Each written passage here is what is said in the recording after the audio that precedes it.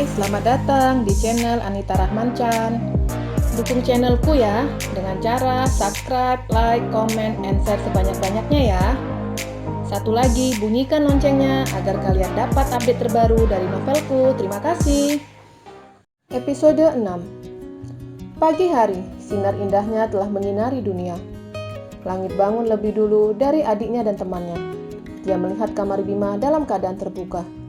Sepertinya dia pulang ke apartemen. Gumam Langit sembari menegakkan kopi panas buatannya sendiri. "Pelangi, kakak berangkat!" teriak Langit. Pelangi merasakan ada yang berat di perutnya. Ketika melihat ada tangan yang berbulu membuatnya teriak. Sontak Bima kaget dan terjatuh ke lantai. "Ada apa sih?" tanya Bima masih mengantuk. "Ada apa kamu bilang?" Pelangi memukul Bima dengan guling. Pria itu belum sadar juga. "Kalau bangunin itu jangan kasar dong," gerutu Bima. "Lihat, ini kamar siapa?" teriak Pelangi. Bima membuka matanya lebar-lebar. "Kenapa aku bisa di sini?" tanyanya bingung. "Dasar modus," teriak Pelangi. "Benar, aku lupa." Bima mencoba mengingat sesuatu. "Sepertinya aku salah masuk kamar. Tadi malam mati lampu, jelas Bima." "Bohong," teriak Pelangi. Langit kembali lagi. Dia melupakan ponselnya. Dari luar dia dapat mendengar ucapan adiknya dengan seseorang. "Pelangi, siapa itu?" teriak Langit menggedor pintu kamar. "Aduh Langit." Bima khawatir pertemanannya rusak karena salah paham.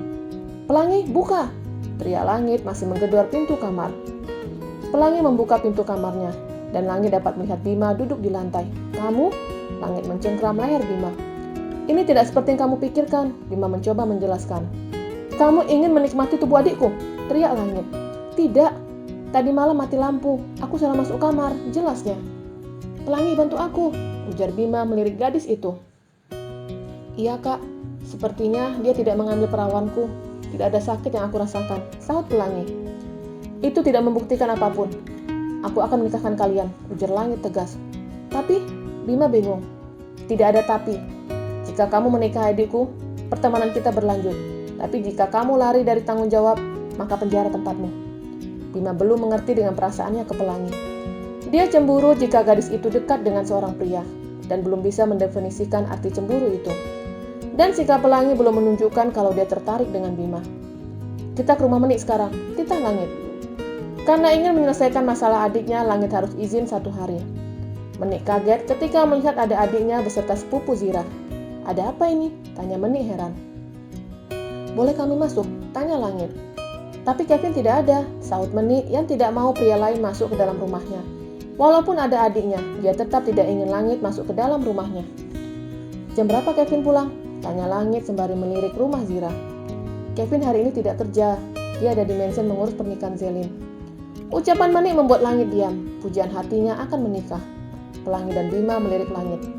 "Kenapa cepat sekali? Bukannya Zelin masih kuliah?" tanya Bima. "Semenjak Ziko dan papanya meninggal, Zelin telah menetap di sini. Begitupun kuliahnya. Dan pernikahan ini kemauannya Amel," jelas Menik. Langit langsung pergi melupakan niatnya. Sakit hatinya mendengar Zelin akan menikah. "Langit!" teriak Bima mengikuti temannya. "Biarkan aku sendiri," ujar Langit dan langsung melajukan motornya. "Kalian mau menunggu Kevin?" tanya Menik. Bima melirik Pelangi. "Kak, aku dan Pelangi akan menikah," ujar Bima pelan. "Oh ya?" Menik sangat antusias mendengar kabar itu. Bima tidak ingin menjelaskan kenapa dia buru-buru menikahi Pelangi. Menurutnya tidak harus dikatakan ke kakaknya, karena dia merasa tidak meniduri Pelangi. Walaupun salah karena masuk ke kamar seorang gadis dan untuk menebus rasa bersalah itu, dia mau menikah dengan Pelangi. Gadis itu juga tidak membantah ketika Bima mengutarakan niatnya. "Oh ya sudah, nanti kakak bilang ke Kak Kevin," ujar Menik senang. Ziko masih terbaring lemas di atas tempat tidur rumah sakit. Tidak ada yang bisa diajaknya bicara, karena suaranya juga tidak keluar. Perawat menghampirinya dan mengecek infus di punggung tangannya. Karena tidak bisa bicara, Ziko menarik kertas secara paksa yang ada di tangan perawat, dan perawat langsung berteriak marah. Perawat langsung mengadukan hal itu ke dokter. Dokter langsung memberikan perintah untuk mengikat tangan Ziko. Menurut dokter, pasien dapat membahagiakan tim medis. "Pak, pasien sepertinya tidak bisa di sini," ujar dokter ke polisi setempat. "Kenapa?" tanya bapak polisi. "Hari ini pasien menarik paksa kertas yang ada di tangan perawat. Bisa saja besok-besok dia berbuat cabul ke perawat," ujar dokter. Bapak polisi diam. "Panggil wartawan ke sini," ditapak polisi ke bawahannya. Polisi ingin mempublikasikan ke khalayak ramai tentang pria yang tidak mereka kenal identitasnya. Jika dalam 3 hari tidak ada saudara atau kerabat yang menjemputnya, masukkan ke rumah sakit jiwa, ujar Pak Polisi. Baik Pak, sahut dokter. Masih di ruang perawatan dengan tangan diikat. Wartawan memotretnya dan memasukkan berita itu ke dalam surat kabar dan media elektronik. Tertulis di media cetak dan media elektronik. Ditemukan seorang pria di sebuah pulau dengan tinggi 180, berkulit sawo matang. Jika merasa ada yang kehilangan, silakan datang ke kantor polisi daerah XX. Berita itu dalam sekejap telah tersiar ke seluruh pelosok. Tapi keluarga Raharsya terlalu sibuk dengan persiapan pernikahan Zelin, sampai mereka tidak melihat kabar itu. Meni sedang bermain bersama Cinta, bermain di ruang keluarga sembari menonton televisi. Siaran itu diulang kembali. Meni memperhatikan wajah pria gondrong itu. Karena gondrong dan berjanggut, Meni tidak mengenali Ziko. Bahkan pria di dalam berita itu terlihat sangat tua. Kasihan banget, gumamnya. 4 hari berlalu, dan tidak ada yang mengakui atau menjemput Ziko. Akhirnya Ziko dipindahkan ke rumah sakit jiwa. Ziko tahu tempat apa itu. Dia memberontak dan menyebabkan dia dipukul petugas. Dokter dan kepolisian semakin yakin jika Ziko gila. Ditempatkan di tempat tersendiri membuatnya menangis. Perjuangannya tidak hanya bertahan hidup di pulau, tapi dia harus bertahan dengan cobaan hidup yang lain. Zira, teriak Ziko, hanya dia yang tahu, karena suara itu tidak keluar dan terdengar oleh siapapun. Yang diinginkannya hanya kertas dan pena. Dengan 2 alat itu, dia dapat menuliskan siapa dia dan asal-usulnya. Tapi tidak mudah baginya untuk mendapatkan alat itu. Hanya bersabar itu saja yang dilakukannya.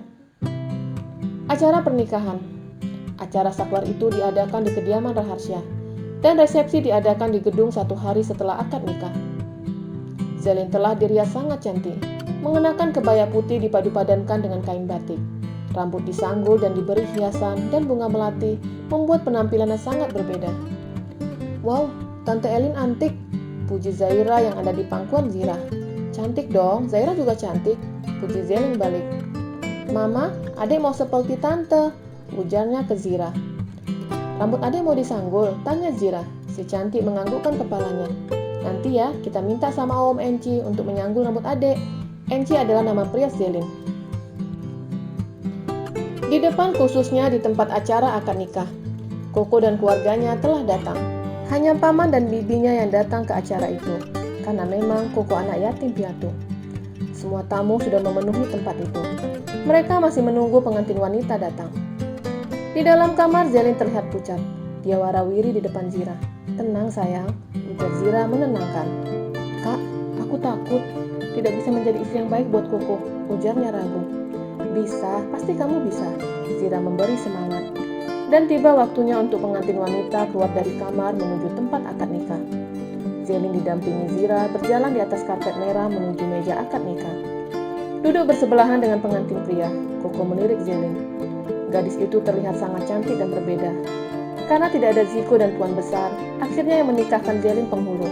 Koko menjabat tangan penghulu dan mengucapkan ikrarnya dengan lantang. Dan mereka telah sah menjadi suami istri. Nyonya Amel dan Zira menangis. Terharu karena si bungsu telah menemukan pendamping, sekaligus sedih karena tidak ada Ziko dan Tuan Besar di acara itu. Tamu-tamu memberikan selamat untuk pengantin dan memberikan doa agar rumah tangga pasangan itu sakinah mawaddah warahmah. Acara hanya berlangsung sampai sore dan akan dilanjutkan resepsi besok di gedung. Zelin dan Koko masuk ke dalam kamar pengantin setelah malam. Ada rasa sungkan dan malu ketika mereka berada di dalam kamar yang sama. Zelin membersihkan makeup yang menempel di wajahnya. Dan Koko tidak tahu harus melakukan apa. Apa kita akan tidur satu kasur? Tanya Koko. Zelin mengedikkan bahunya. Dia juga tidak tahu harus menjawab apa. Apa kita akan tinggal di sini nantinya? Tanya Koko lagi. Iya, aku ingin tinggal di sini. Kasihan Mama, jika kita juga harus pindah dari sini, sahut Zelin. Koko mengerti, dan dia tidak ingin memaksakan istrinya untuk pindah. Koko dan Zelin tidur di kasur yang sama, tapi mereka tidak melakukan apapun seperti pengantin pada umumnya. Tidak ada ciuman yang diberikan Koko ke istrinya, bahkan belayan juga tidak, dan Zelin merasa itu hal yang wajar karena mereka masih sama-sama malu. Pagi harinya, Zelin telah bangun lebih dulu. Melirik pria yang ada di sampingnya masih tertidur pulas. menuju kamar mandi dan keluar hanya mengenakan kimono handuk. Koko menatap istrinya sekejap dan buru-buru ke kamar mandi. Zerlin senang karena Koko sangat menghargainya. Setelah dirias, pasangan pengantin itu pergi ke gedung tempat acara resepsi diadakan. Dalam perjalanan, Zerlin melihat sebuah spanduk yang bertuliskan, "I love you, Zerlin." Zerlin melirik suaminya sembari tersenyum. Dan beberapa meter lagi ada tulisan yang sama sampai 3 kali. Dia melihat tulisan itu. "Terima kasih untuk pengakuannya," ujar Zerlin ke Koko. Pria itu hanya tersenyum. "Kapan kamu mempersiapkan spanduk itu?" tanya Zerlin senang. "Spanduk apa maksud kamu?" tanya Koko bingung. "Yang tadi," sahut Zerlin sembari menunjuk ke arah belakang mobil. "Aku tidak mengerti kamu ngomong apa," sahut Koko bingung. Bersambung.